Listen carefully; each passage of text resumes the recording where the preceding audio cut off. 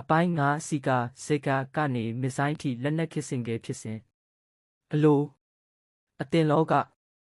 အကျွန်ုပ်သည်2026ခုနှစ်၏ရန်ငွေဝေနေသောကောင်းကင်ရန်အောက်မှနေ၍လူသားတို့၏တက်ဖြတ်လိုသောစိတ်ဓာတ်နှင့်အတူတိုးတက်လာသောလက်နက်ခစ်၏အနိဋ္ဌာယုံကိုခြံငုံသုံးသက်ရန်တစ္ဆာပြုပါ၏စာဖတ်ပရိသတ်ကြီးရေလူသားတွေဟာအတိညာဝိဇ္ဇာမြင့်မားလာတယ်လို့ဆိုကြပေမဲ့တကယ်တမ်းမှာတော့တဦးကိုတဦးတက်ဖြတ်ဖို့နီလန်းတွေကိုပဲပို့ပြီးအစစ်မြင့်တင်လာကြတာပါအာပြဟန်ခစ်ကဓားမြောင်လေးတွေကနေဒီနေ့2026မတ်လမှာညကောင်းကင်ရန်ကိုညီမြန်းစေတဲ့မဆိုင်းတွေအထိယောနီတော်မနတိကာယပြုပြီးစင်ကဲဖြစ်စဉ်ကိုကြည့်လိုက်ကြစို့တစီကစိုက်ကမျိုးနွယ်စုစစ်ပွဲ၏အစလွန်ခဲ့တဲ့နှစ်ပေါင်းထောင်ချီရဟူဒီဂျူးတွေရောမအင်ပါယာကိုတော်လှန်တဲ့အချိန်မှာစီကာဆက်ကလို့ခေါ်တဲ့ကောက်ချိတ်နေတဲ့ဓားမြောင်လေးတွေကိုတုံးခဲ့ကြတယ်ဒါကိုကင်တဲ့သူတွေကိုစီကာရီစကာရီလို့ခေါ်ပြီးတမိုင်းမှာပထမဆုံးသောအစွန်းရောက်လူတက်ခိုင်းလို့တောင်ဆိုနိုင်ပါတယ်အဲ့ဒီတုန်းကတော့တယောက်ချင်းစီကိုခိုးကြောင်ခိုးဝက်တက်ရတဲ့အဆင့်ပေါ့အလိုအတင်လောကဤဒီကရုဒ္ဒရတာကျမ်းကျုပ်ခြင်းအစနကလေးပင်မိမိယုံကြည်ချက်အတွက်လက်နက်ဆွဲကင်ခြင်းဟာဂုဏ်ယူစရာလို့ထင်ခဲ့ကြတဲ့အဝိဇ္ဇာအစေဆံတွေပေါ့နစ်ကလာရှာနီကော့ဖ်X48ဝါရဖြန့်လူတက်မှုခေတ်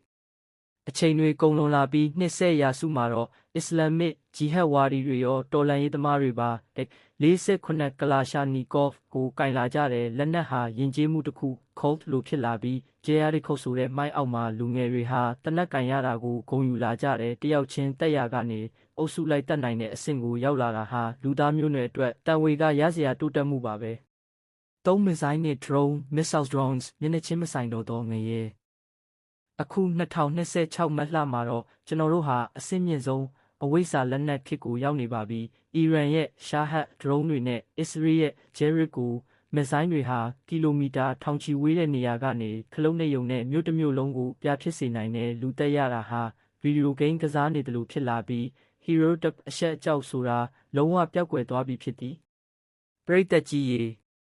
မျက်နှာချင်းဆိုင်တက်ရတော့ကတော့ရင်ထဲမှာကယူနာနည်းနည်းဖြစ်နိုင်သေးပေမဲ့အခုလိုအဝေးကနေခလုတ်နှိပ်ပြီးမှုပန်းကြီးတွေပွင့်အောင်လုပ်နေတဲ့ခေတ်မှာတော့လူသားဆန်မှုဆိုတာビビစရတာဆက်စုပ်ဖွယ်အခြေအနေထိနှိမ့်ကျသွားခဲ့ပါပြီ။သုံးသက်ချက်လက်နက်ရှိလျင်စားရှိသည်ဟုထင်နေကြသူများအလိုအတင်လောကအကျွန်ုပ်သည်မြင်ရသည်မှာ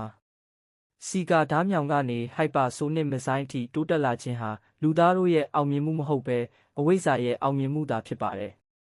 ဒီလက်နက်တွေရဲ့အရှိန်ဟုန်ကိုကြည့်ပြီးအားရစရာကြီးလို့ထင်နေတဲ့မြန်မာပြည်ကတာဇန်ကောင်းတွေဟာလည်းX48ကင်နိုင်ရင်ဝိမု ക്തി လွတ်မြောက်မှုရပြီလို့ထင်နေကြတာဟတရတာရေးစရာကောင်းလာပါတယ်လက်နက်ရဲ့အဆင့်တန်းဟာစိတ်ဓာတ်ရဲ့အဆင့်တန်းကိုမမြင့်တင်နိုင်ပါဘူး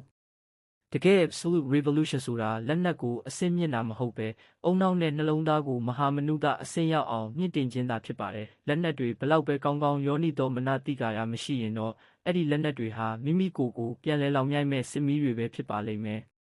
ကဲနောက်ပိုင်းမှာတော့အဲ့ဒီလက်နက်တွေကိုဖက်ရှင်တစ်ခုလိုသဘောထားနေတဲ့ဂျီဟတ်ဒီကူဂျေယာရီခိုနဲ့မှုပန်းကြီးများပွင့်ရန်အသင့်ဖြစ်နေမှုအကြောင်းကိုဆက်လက်တူးဆွကြပါဦးမည်